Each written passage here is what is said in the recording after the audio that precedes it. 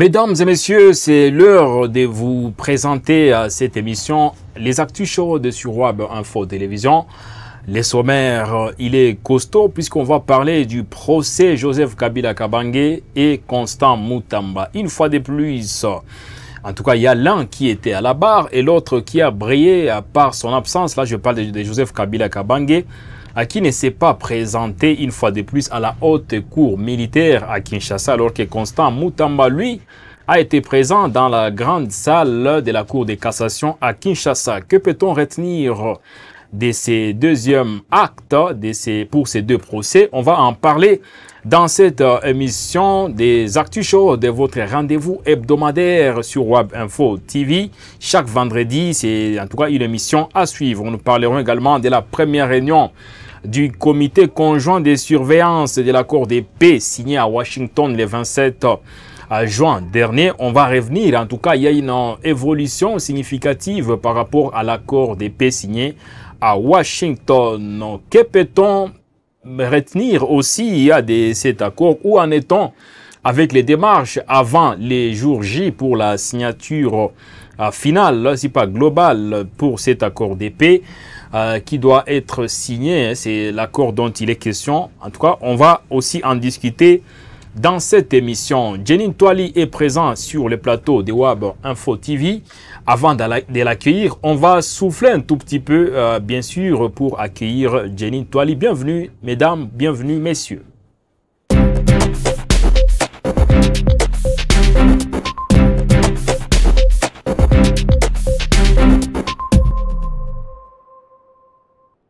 Jenin Toali, bonjour et bienvenue dans cette émission Les Actus Chaudes. Bonjour à vous, Richard. Bonjour aux internautes, les fidèles téléspectateurs de Web Info Télévision. Nombreux encore une fois à pareil instant pour suivre ces actualités, les analyses y afférentes aussi.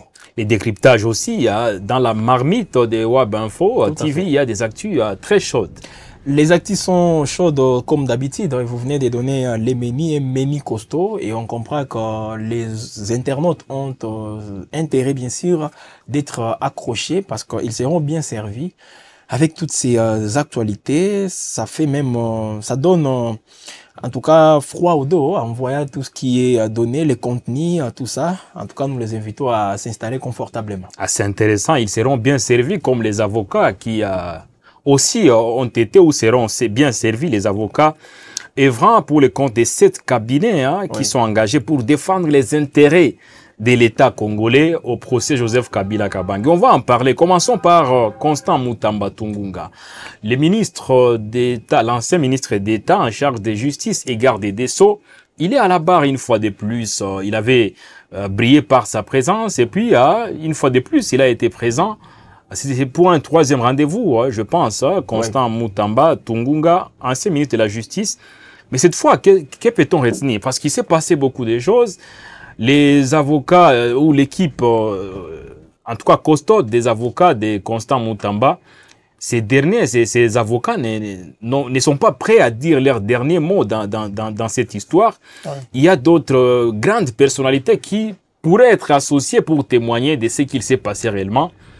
Parlons-en.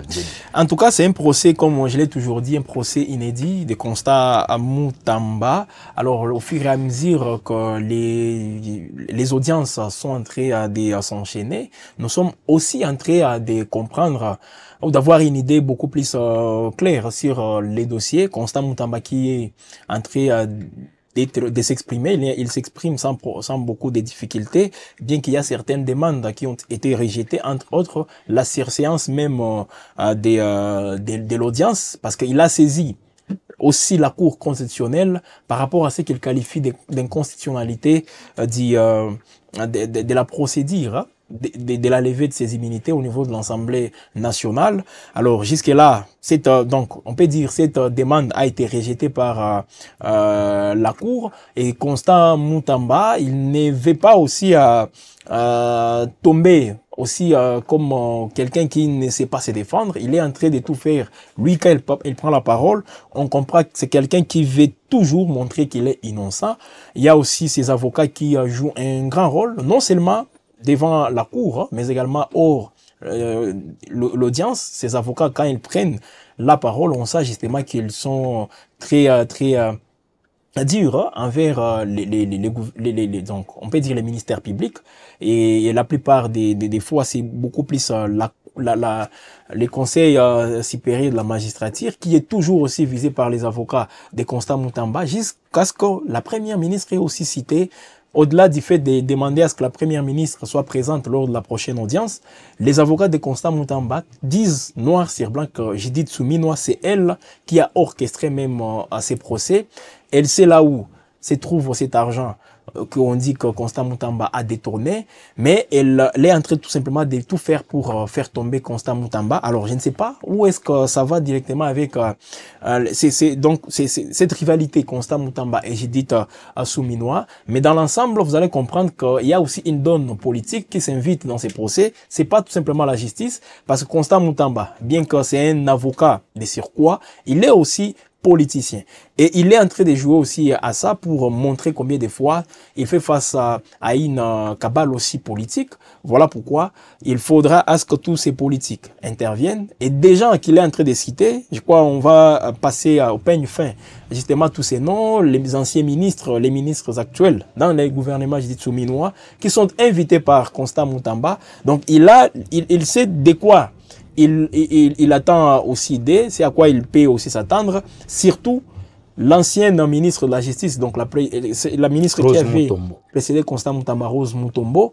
On dit même que c'est elle, selon Constant Moutamba, c'est elle qui avait dit à Constant Moutamba, il y a l'argent des Frivao dans tel compte, il faut faire quelque chose avec cet argent. 8 millions de dollars. Et Constant Moutamba veut à ce que Rose Mutombo vienne aussi pour dire ça. Au niveau de la Cour de cassation, il y a aussi Didier Boudimbo qui est cité. On va parler beaucoup plus de lui, parce qu'il a fait une déclaration fracassante tout récemment, par rapport bien sûr à cette histoire des détournements des deniers publics. Donc vous avez quand même passé en revue certaines grosses têtes de la politique congolaise. Il faut aussi noter que l'ancien numéro 1 de l'IGF, qui est aussi concerné par cette histoire. Non seulement lui, Gilles Alinguete qui est concerné, mais l'actuel patron de l'IGF aussi est concerné. Il y a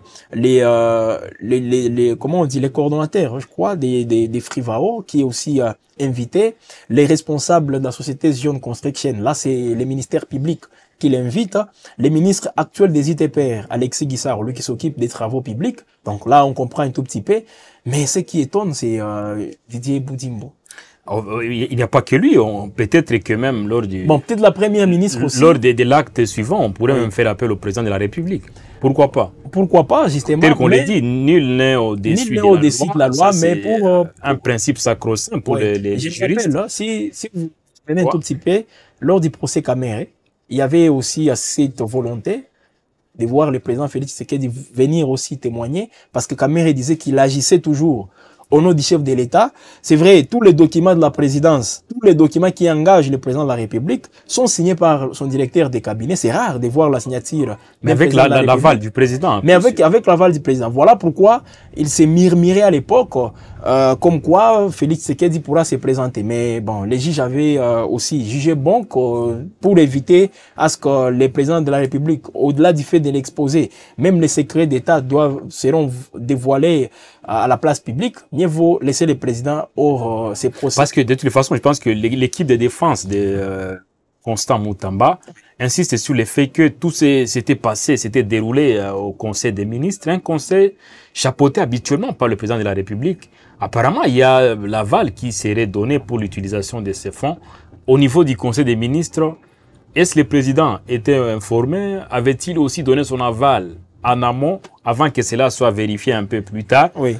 Je pense qu'il y a beaucoup d'interrogations là-dessus. Oui, c'est par rapport aussi à cette contradiction. Les ministères publics, ou disons les parquets, qui disent que Constant Moutamba n'avait pas aussi présenté les dossiers. Donc, il n'y avait pas, dans les comptes rendus, souvent par les ministres de la communication et médias, nulle part on a dit une construction d'une prison à Kisangani et déterminer les liens exacts. Alors, c'est base de ça que les parquets estiment que Constant Moutamba n'avait pas donné tous les détails de ces projets-là de construction de la prison à Kisangani. Alors, Constant Moutamba lui dit qu'il avait présenté ça au Conseil des ministres et le Conseil des ministres avait validé les projets. Voilà, donc cette contradiction. Mais si on continue toujours dans cette contradiction, c'est mieux que les personnalités aussi citées par Constant Moutamba viennent. Mais quand la première ministre se présente, par exemple, elle peut dire, parce qu'elle prend part à tous les conseils des ministres, elle peut affirmer si c'est vrai ou c'est faux. Donc c'est parmi les témoins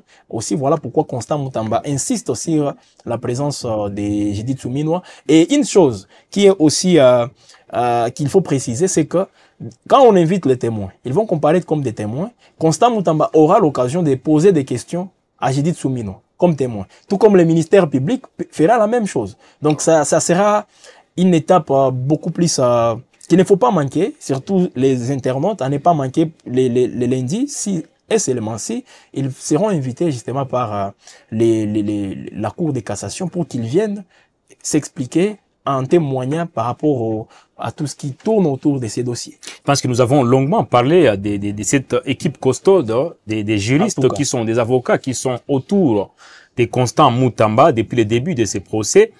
Mais ces avocats ne vivent pas que des roses. Il y a également beaucoup d'épis, non? Ils passent des fois par des eaux troubles, puisqu'ils ont soulevé à plusieurs reprises des exceptions qui n'ont pas été tenues, qui n'ont pas été prises en compte et qui ont été rejetées. Donc, ça reste l'une des difficultés auxquelles ces avocats sont exposés. Jusque-là, le ministère public n'est pas inquiété par cette équipe aussi bien composés, les avocats de Constant Moutamba, parce qu'ils ont aussi une réputation dans la société. Mais ce qu'il faut aussi retenir, c'est vrai, je suis d'accord avec vous, ils ont essayé un peu de présenter ou disons de relever certaines irrégularités, certaines exceptions, mais toutes ces exceptions n'ont pas trouvé des réponses aussi favorables au niveau de la Cour de cassation. Et ça montre combien de fois c'est un procès, comme je l'ai toujours dit, c'est un procès aussi inédit. Parce qu'imaginez si une fois on a accepté cette demande de Constant Moutamba de surseoir la séance, donc on allait encore une fois assister à des procédures beaucoup plus qui vont prendre des jours, n'est-ce pas? Et pourtant, là, moi, je crois que ça s'accélère un tout petit peu, comme vous pouvez le voir. Voilà pourquoi Constant Moutamba a demandé, ça coûte quoi à la justice de nous laisser 2-3 mois, de laisser 2-3 mois à la Cour constitutionnelle pour qu'elle puisse se prononcer sur cette séance. Donc, c'est un peu compliqué, mais Moutamba, je le vois beaucoup plus gagner des pions sur le plan politique. Il est en train de le faire. Les gens qui disaient, avant le procès, que Moutamba a détourné 19 millions de dollars, aujourd'hui, la plupart de ces gens-là sont en train de changer le langage. Ça ne veut pas dire que Constant Moutamba est en train de convaincre les juges sur le plan judiciaire, mais il est plutôt en train de jouer sur cette fibre aussi populaire pour tenter de convaincre certaines personnes qui sont en train de suivre. Voilà pourquoi le procès n'est pas diffusé comme tel. Ce sont des particuliers qui filment des images amateurs que nous voyons. Mais il faut voir l'écho que ça donne au sein de l'opinion. Et Constant Moutamba, il est en train d'y travailler. Politiquement, moi, je crois qu'il est bien parti. Mais sur le plan juridique, jusque-là, ça n'avance pas côté Moutamba. En tout cas, attendons voir. Parce que même dans son cas, on évoque, ça chuchote là. Oui. Les problèmes de santé, il dit qu'il pourra tenir, même si en dépit de sa situation de santé. Dans ce contexte, c'était à la veille, le procès qui a repris les 30, les 29, son ancien directeur de cabinet, donc il est mort en Europe. Bon, on a évoqué sa santé, il était malade, tout ça c'est qu'on a évoqué, des raisons purement médicales, mais il faut toujours voir cet aspect des choses. Constant Moutamba qui dit qu'il a à maintes reprises subi des empoisonnements. Donc il y a des gens qui veulent que Constant Moutamba disparaisse physiquement. Et ces gens-là, peut-être, ça peut avoir, c'est ce que ça se raconte dans l'opinion, ça peut avoir aussi des corrélations avec la mort de son directeur de cabinet. Ça pourrait avoir. Bon, ça pourrait avoir plutôt avec la mort de son directeur, de son ancien directeur de cabinet. C'est un professeur aussi. Il est bien connu dans les sillages juridiques en RDC. Mais bon, les procès continuent et jusque-là, Constant Moutamba n'a pas évoqué tout ceci. Donc, jusque-là, on peut dire, ça va déjà. Et pour terminer ces chapitres, parlons sûrement de ces personnalités qui pourraient être associées. En tout cas, sur demande de l'équipe de défense de Constant Moutamba, on a parlé de Judith Soumino, Premier ministre, et puis d'autres têtes, en tout cas dont on a essayé un peu de revenir sur les noms. Mais restons un instant sur le ministre chargé des sports et loisirs, Didier Boudimbo, ancien ministre des hydrocarbures. Aujourd'hui, il fait office de ministre des sports, mais ce qui est sûr est qu'il est aussi cité à quel degré est-il cité? Alors, il est cité aussi dans les dossiers Frivao, parce que Frivao, je précise encore une fois, ce sont des fonds que l'Ouganda est en train de donner pour indemniser les victimes de la guerre des 6 jours entre les Ougandais et les Rwandais. Les Rwandais ne sont pas condamnés, ce sont les Ougandais qui sont condamnés et ils sont obligés de donner justement cet argent. Alors, ils sont en train de le faire par palier et voilà, donc il y a des sommes qui sont déjà disponibles et chaque secteur aujourd'hui semble être intéressé. Quand je dis secteur, donc on peut voir les sports, l'économie, la justice, semble être intéressé par ces fonds. C'est dans ce sens-là que le ministre Didier Boudimbo aurait aussi saisi les Frivao pour disponibiliser une somme, on parle une somme de 14 millions pour la réhabilitation, juste la réhabilitation du stade Lumumba de Kisangani. La réhabilitation des stades. Je ne parle pas de la construction d'un nouveau stade.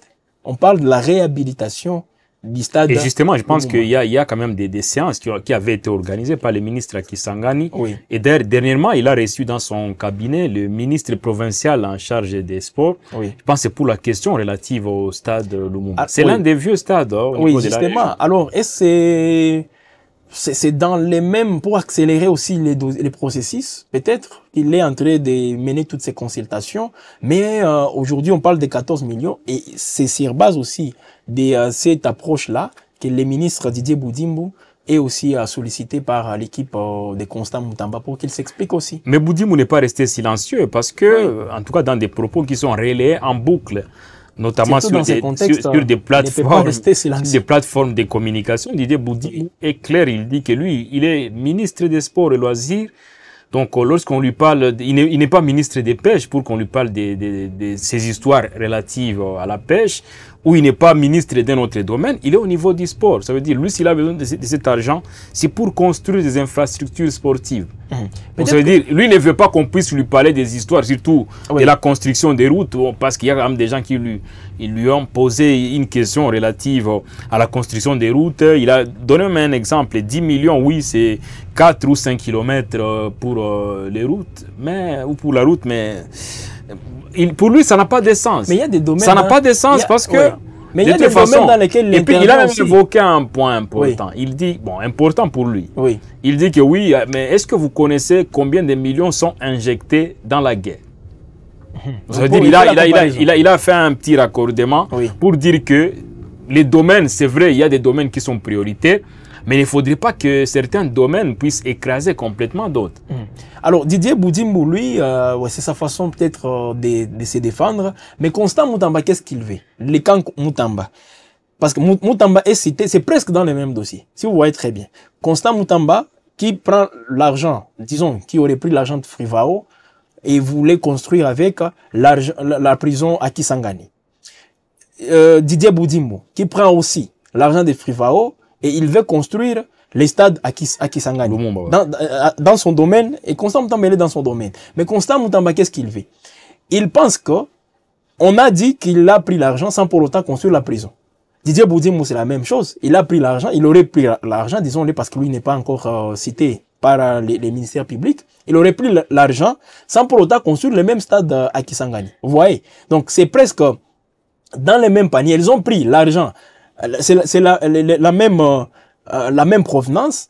Et voilà pourquoi presque ces dossiers semblent un tout petit peu être liés. Et Constant Moutamba, qu'est-ce qu'il veut encore? Il ne veut pas. S'il s'agit de tomber, il ne veut pas aussi tomber seul. Voilà. Il veut inviter toutes ces personnalités, les ministres, l'ancienne ministre de la Justice, Rose Mutombo, qui aurait dit à Moutamba, voilà, l'argent est ici, il faut faire ça, faire ça. Et il veut que la ministre vienne aussi. Il veut que qui d'autre, Didier Boudimbo vienne parce qu'il a pris l'argent il aurait pris l'argent des Frivao. Voilà donc cet argent finalement, l'argent des Ougandais, on s'était même on avait commencé à festoyer en disant, voilà, la RDC commence finalement à être remise dans ses droits. Et voilà, aujourd'hui, cet argent nous pose énormément de problèmes. C'est tout l'exécutif aujourd'hui qui est presque concerné par l'argent des Frivao. Alors, dames et messieurs, vous qui nous suivez par instant, nous sommes dans les actus chauds de Surwab Info TV. En tout cas, n'hésitez pas à commenter. Que pensez-vous de toutes les retombées partielles jusque-là de ces feuilletons Constant Moutamba? Écrivez-nous en commentaire. Est-ce que vous pensez que la première ministre, Judith Suminwa, va se présenter également pour témoigner, tel que cela est souhaité par la défense de Constant Moutamba? Que dites-vous en tout cas de cette histoire, de ce procès Constant Moutamba? En tout cas, juste laissez-nous un commentaire et on va les lire sans beaucoup de problèmes. D'un procès à un autre, quittons en tout cas la Cour de cassation pour aller au niveau de la haute cour militaire où il se passe un autre procès, cette fois c'est celui de Joseph Kabila. Un procès inédit, en tout cas qui est en train quand même de voir Joseph Kabila Kabange. Bon, il brille par son absence, ça c'est sûr, l'ancien président de la République démocratique du Congo. Il n'est pas présent, il a brillé du moins par son absence lors des deux, en tout cas les deux derniers actes de ces procès. Donc, ce qui nous renvoie quand même à un procès par contumace, comme on l'a dit. Bien sûr, donc ça veut dire c'est un peu chaud, mais il y a eu des graves révélations qui entourent ces procès. Et bien sûr, avant cela, Jenny, on va essayer un peu de planter avec vous les décors de ces procès. Joseph Kabila Kabange, où en est-on? Alors, déjà, c'est une étape, bon, on n'est pas encore dans les vifs, hein, parce que ce qu'il faut aussi retenir, c'est que l'absence de Joseph Kabila, l'absence des prévenus, l'absence même de ses avocats. Donc, quand je dis ses avocats, c'est les avocats qu'il doit lui-même mandater, qui ne sont pas là, donc il n'est pas représenté. Ça handicape un tout petit peu le bon déroulement de ces procès, si vous voyez très bien. C'est comme si c'est une seule voix qui est en train de parler. Alors, on avait d'abord commencé par lors de la première journée. Rappelez-vous, lorsqu'on citait même les prévenus, son identité, ça avait créé même une polémique au sein de l'opinion, parce que là, on avait dit Kabila, fils de Mouzé. Nous-mêmes, on est revenu sur ces points-là. Et hier, c'était aussi très grave, au-delà du fait des diffuser, ou disons des projeter les interviews de Joseph Kabila lorsqu'il était en Afrique du Sud. On a même projeté son discours avant qu'il ne vienne ici à Goma. L'interview du ministre actuel, ouais, des droits, développement rural, Mwindo Nzangi, qui disait noir sur blanc que depuis le début Kabila, c'est lui le M23. En 2012, il n'avait pas vaincu le M23. Voilà pourquoi les Mamadou sont morts, parce que Kabila n'était pas content du travail qu'ils avaient fait contre les M23. C'était des révélations que Mwindo Nzangi avait données. On a balancé toutes ces interviews comme pour dire que ce sont là les éléments des preuves que la haute cour militaire, ou disons les ministères publics, a contre Joseph Kabila. Alors, ce qui fait aussi jaser, c'est qu'on a vu les avocats qui défendent l'État congolais être très mobilisés, être aussi très dynamiques en défendant, selon eux, les intérêts de la République contre Joseph Kabila. Et tout d'un coup, c'est pas plus tard qu'hier, à l'issue de l'audience, lors de la deuxième journée, qu'un document a fuité. Un document signé par les ministres actuels de la justice. Mais sur ces documents, il signe comme vice-ministre on va de la justice. Plus parler de ces documents. Ne vous en faites pas, Jenny Toali. On rappelle que Joseph Kabila Kabange est poursuivi. Il y a beaucoup de chefs d'accusation qui pèsent sur Joseph Kabila. C'est notamment les crimes de guerre, les viols aussi.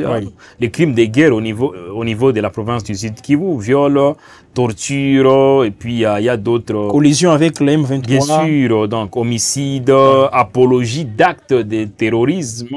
C'était au cours de son interview avec le journal sud-africain, je pense Sunday Times. C'était le 23 février dernier, déportation, complot. En tout cas, il y a beaucoup de chefs d'accusation qui pèsent sur Joseph Kabila Kabange.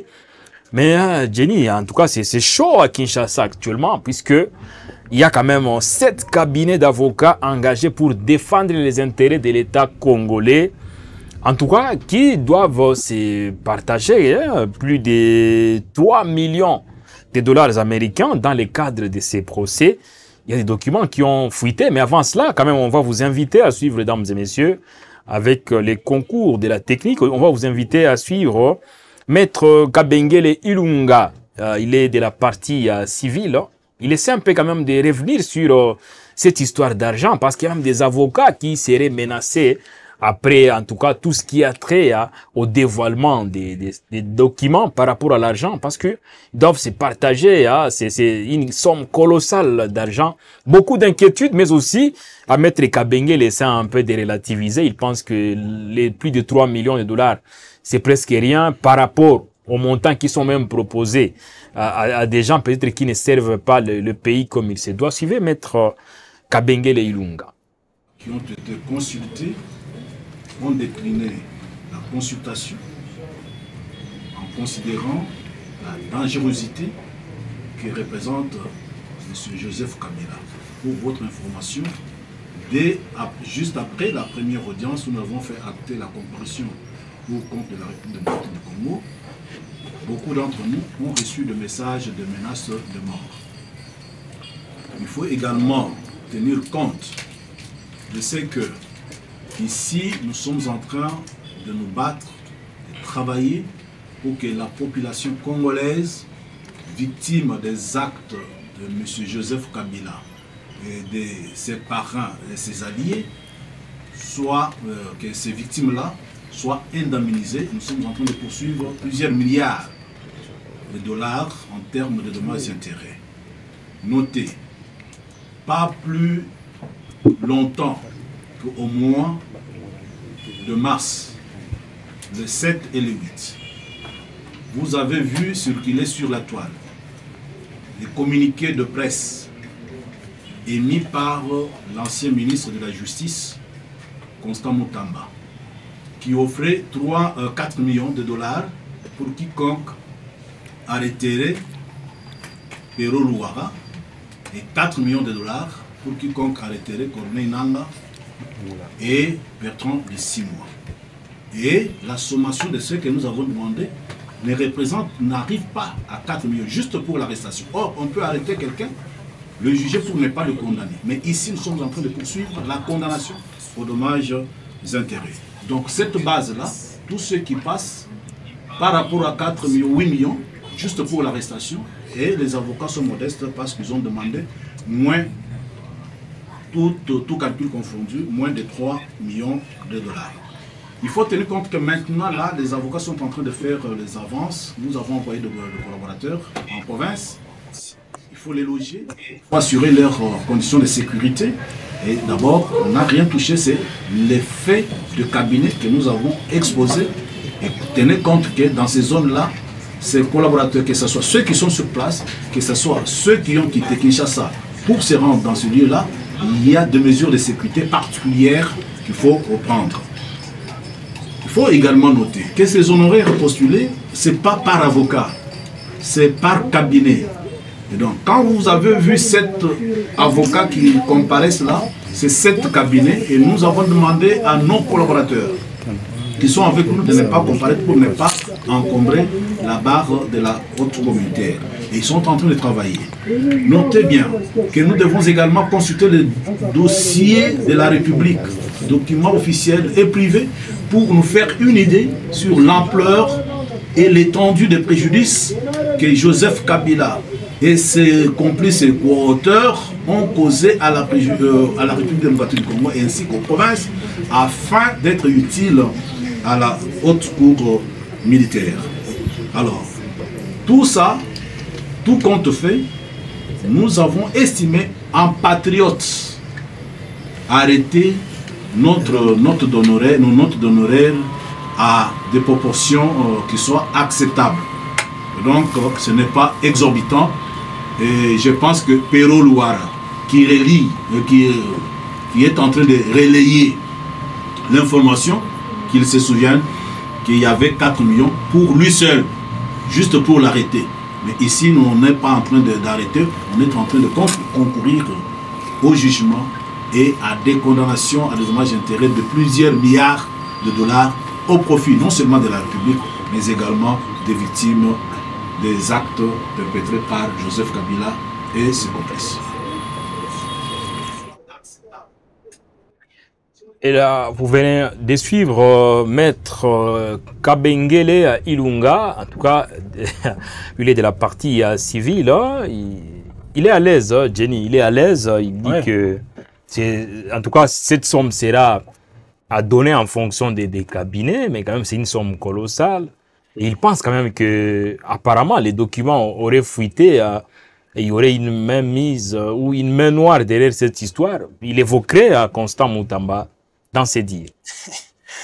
En tout cas, c'est... Des millions en millions. C'est très compliqué. Des millions, et puis lui, il dit que c'est une somme modeste. Hein, parce qu'ils sont en train de réclamer à ce qu'on puisse majorer cette somme. Imaginez. Donc, plus de 3 millions, c'est peu. C'est peu. Donc, c'est peu. Ils veulent là qu'on puisse augmenter un tout petit peu parce qu'ils sont en train de défendre les intérêts de la République contre Joseph Kabila.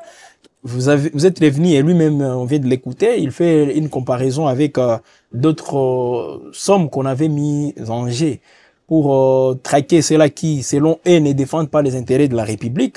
Et selon le maître Ilunga, il pense aussi que, c'est vrai, les travaux qu'ils sont en train de faire, ça les expose.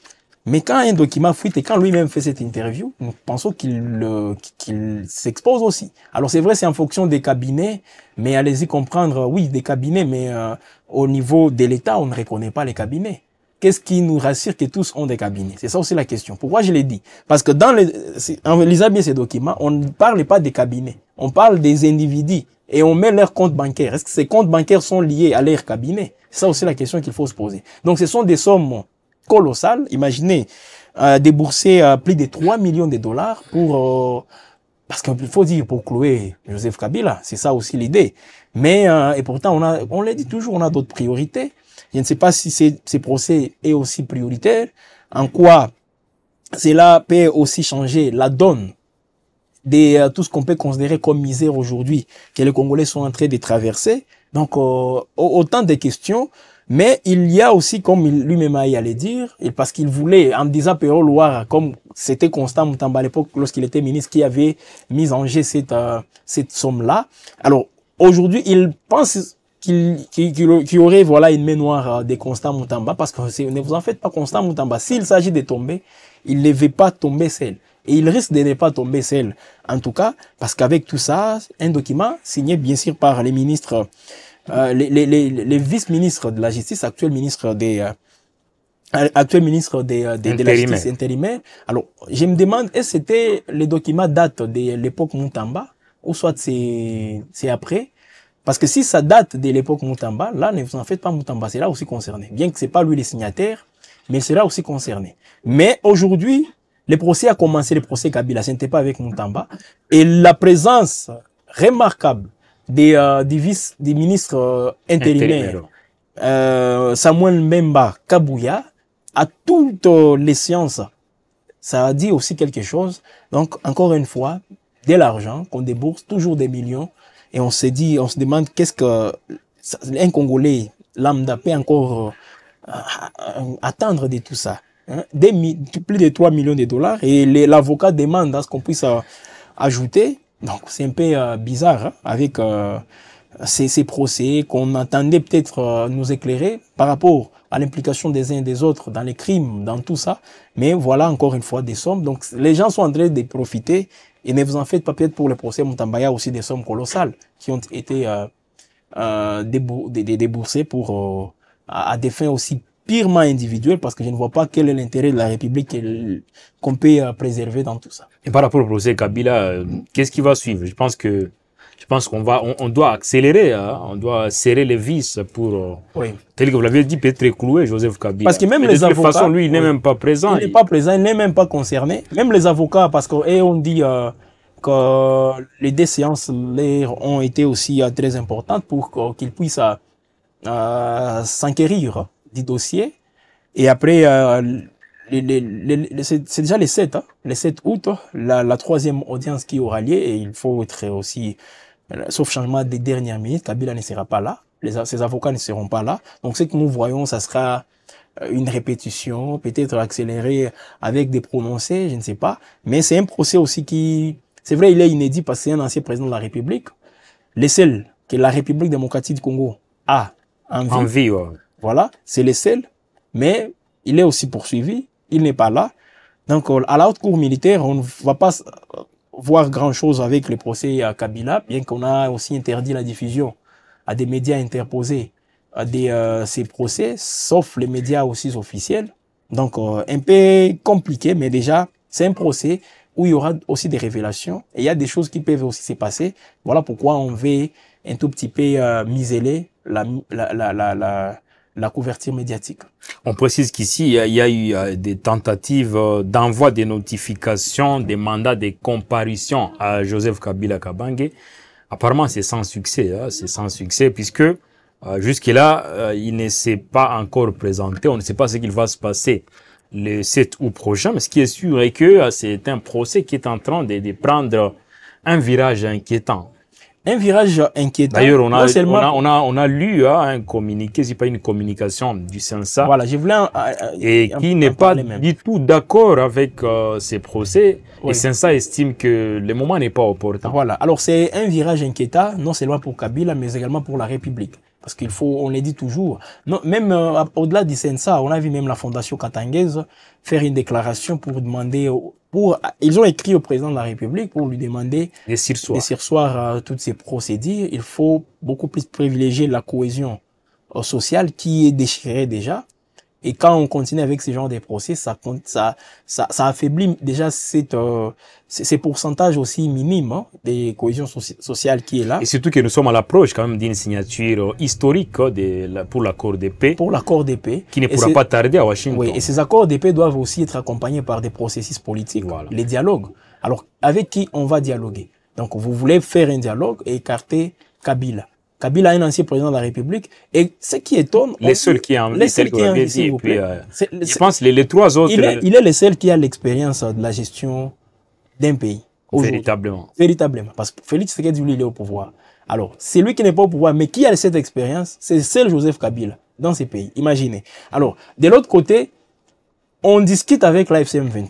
On dit que Joseph Kabila, il est le patron de la FCM23. Mais on est en train de le condamner. Tout en sachant que dans l'accord, dans la déclaration des principes, il y a un point qui parle de la libération de tous ces prisonniers de la FCM23 qui sont à Kinshasa pour renforcer les mesures de confiance. Alors, d'une part, on accepte de renforcer les mesures de confiance et de l'autre côté, on est en train de on est en train de s'éloigner aussi de toutes ces mesures. Donc, c'est paradoxal. Les faits et gestes aussi de l'exécutif congolais, même la justice congolaise, et Samuel Mbemba, l'actuel ministre intérimaire de la justice, qu'est-ce qu'il avait dit? Parce qu'il avait répondu à cette question.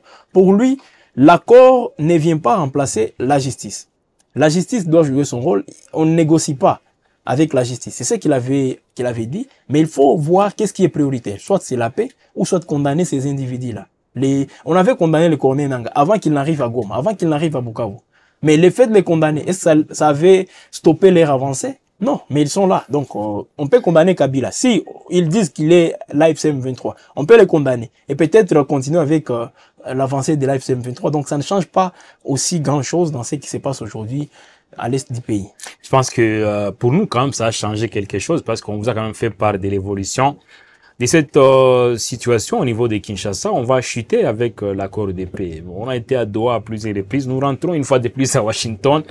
Il s'est passé des choses le 31 juillet dernier, juste à la fin du mois de juillet.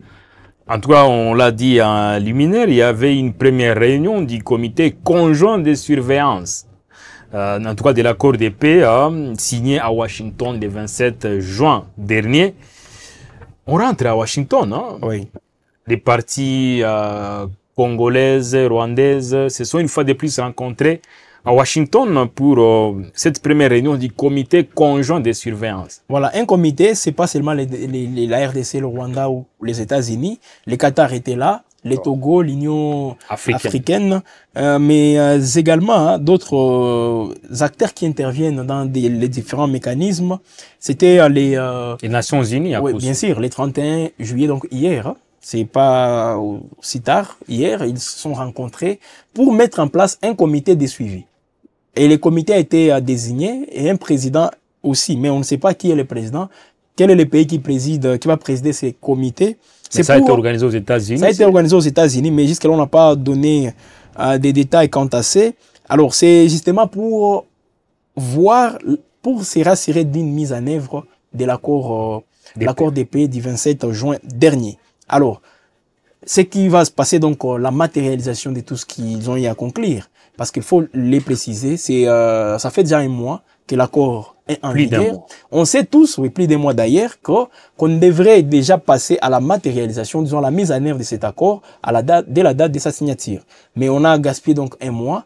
C'est cette semaine d'ailleurs que le Rwanda a procédé à la ratification de cet accord. Le Parlement rwandais, mais également le gouvernement rwandais l'a déjà fait. Côté RDC, silence radio. On ne sait pas qu'est-ce qui se passe. On en attend d'autres millions. Ou peut-être pour convoquer les députés dans une séance extraordinaire, il faut des millions. Il faut de l'argent, encore des millions, toujours des millions.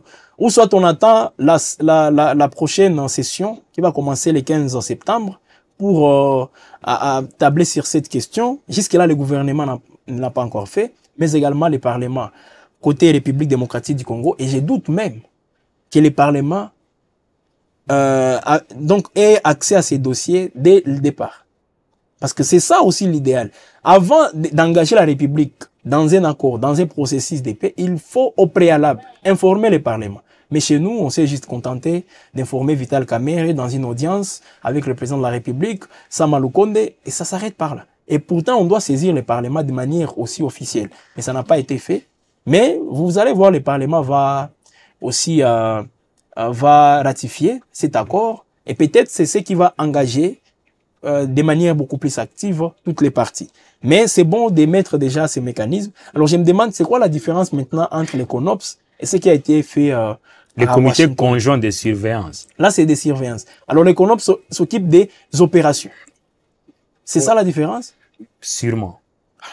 Voyons voir, hein, mais dans les job descriptions, ça risque même on risque de voir des collisions entre les deux services. Hein. Mais espérons qu'il y aura pas crash. Espérons que les Américains vont encore jouer de leur influence pour que les choses se déroulent bien. C'est ça aussi la différence. Je l'ai toujours dit.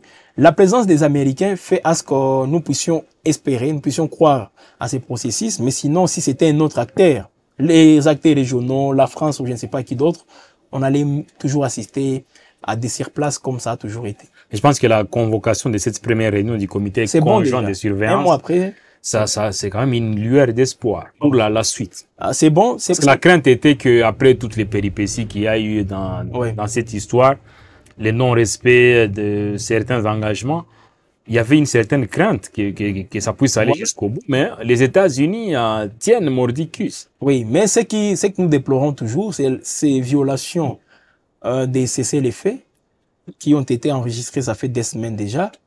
Et pour les FARDC qui ont communiqué, vous avez vu lu les télégrammes du chef d'état-major demandant au FARDC de ne pas engager des combats sur les lignes de front, sauf s'ils sont attaqués. Voilà, donc s'ils sont attaqués, ils peuvent agir. Voilà donc la brèche qu'on laisse.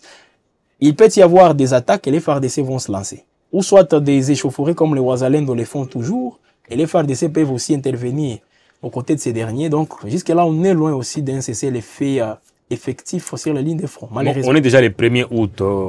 Je pense que c'est le tout dernier mois pour cette histoire. En tout cas, c'est... Et d'ailleurs, je crois qu'on est en retard. Hein. On devrait déjà voir les signaux, mais bon... Comme toujours, parce que... Malgré la durée de la nuit, le soleil finit toujours par apparaître. Peut-être, parce que d'ici le 17, on s'attend aussi à une autre signature. Hein. Pas une autre, mais c'est la toute dernière. La toute dernière, voilà, espérons. À Doha, puis c'est à Washington. Non, à Doha d'abord. À Doha, puis à Washington. Oui. À Washington, c'est le 17. Parce que normalement, le 31 juillet, rappelez-vous, parce qu'on ne doit pas aussi... oubliez ce qu'on affirmait ici devant les téléspectateurs. Pas affirmer, c'est qu'on rapportait. Parce que nous, on a été parmi les signataires. Tout à fait. ce qu'on rapportait ici par rapport à la rencontre Félix Tshisekedi Kagame autour de Donald Trump. C'est fin juillet qu'on devrait assister à ça. Mais on ne sait pas qu'est-ce qui a changé. Et là, les Américains ne nous disent pas s'il y a eu changement de programme ou pas. À la rencontre entre Kagame et Tshisekedi. Rappelez-vous? Washington. À Washington. Non, c'était repoussé au 17 août. Non, le 17 août, c'est la signature de l'accord de Doha. Parce que l'accord de Doha entre M23 et le gouvernement congolais, le 17 août. Mais à Washington, c'est Kagame et Tshisekedi qui doivent se rencontrer pour entériner le travail qui a été fait par rapport à l'accord de paix. Mais je ne sais pas qu'est-ce qui a changé. Mais quoi qu'il en soit, je pense que les États-Unis, le fait pour eux d'accepter que cette réunion se tienne chez eux, ça prouve à suffisance quand même qu'il y a une évolution. Peut-être c'est cette réunion qui a remplacé cette rencontre, on ne sait pas. Attendons voir. J'espère qu'on pourra en savoir un peu plus très prochainement. En tout cas. Mais est-ce qu'il y a un ajout? Je pense qu'il n'y a pas d'ajout. Je crois que on a presque tout dit. On ne peut pas dire qu'on a tout dit. On a presque tout dit pour l'instant. Et c'est toujours chaude. C'est toujours chaude avec surtout les procès, les deux procès qui ont fait la une dans cette semaine et qui continuent toujours. On va commencer encore la semaine prochaine avec les mêmes procès. Nous invitons toujours les internautes, les téléspectateurs à être toujours connectés sur WebInfo. On pourra voir sûrement on pourra voir les bouts du tunnel, comme on le dit. Donc, c'est pas, on n'est plus très loin peut-être de certaines décisions pour tout ce qui se passe au niveau de la RDC. C'était les actus chaudes sur WebInfo TV, mesdames et messieurs. On a parlé du procès Joseph Kabila Kabange et c'est lui, Mutamba, Constant Mutamba. Donc, ces deux procès qui se poursuivent peut-être avec quelques anicroches, mais ce qui est sûr est que ça se poursuit et que ce soit au niveau de la haute cour militaire ou au niveau de la cour de cassation. En tout cas, les partis sont en train quand même de s'activer pour défendre, même si, côté Joseph Kabila Kabange, il n'y a que la partie civile qui est présente. Joseph Kabila n'est pas présent, moins encore sa défense. Donc voilà. Mais côté Constant Mutamba, c'est une grande équipe qui se présente pour défendre, en tout cas grandement d'ailleurs, les camps Constant Mutamba. Et Constant Mutamba qui est en train quand même de solliciter à ce qu'on puisse faire intervenir certaines personnalités, notamment la première ministre Judith Suminwa, dans le cadre des témoignages. Peut-être que ça pourra prendre une autre tournure. Attendons voir. On a aussi parlé de la première réunion du comité conjoint de surveillance tenu le 31 juillet à Washington, D.C., aux États-Unis d'Amérique, dans le cadre de l'accord de paix paraphé le 27 juin dernier, toujours à Washington, D.C., aux États-Unis d'Amérique, peut-être vers le bout du tunnel. Nous sommes dans un mois très décisif pour cet accord de paix. Et les populations sont en attente, elles sont en haleine, elles veulent à tout prix qu'on puisse en finir avec les hostilités et que tout puisse revenir à la normale comme souhaité. Jeanine Toali, grand a été notre plaisir, un peu comme d'habitude, de vous avoir sur ce plateau dans les cadres des actus chaudes.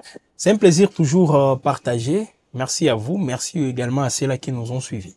En tout cas, merci à toutes les équipes qui étaient mobilisées autour de Thomas Zawadi qui a contrôlé la partie technique.